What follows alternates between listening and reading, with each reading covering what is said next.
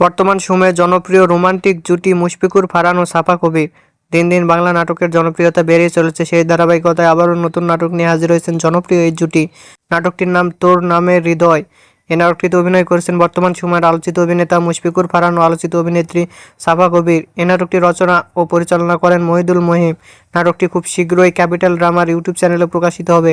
আপনারা দেখতে চাইলে অবশ্যই 7 মে ক্যাপিটাল ড্রামার ইউটিউব চ্যানেলে চোখ রাখুন এবং নিয়মিত নতুন নতুন নাটকের আপডেট পেতে হলে অবশ্যই চ্যানেলটিকে সাবস্ক্রাইব করে রাখুন। পরবর্তী ভিডিওর জন্য অপেক্ষা করুন।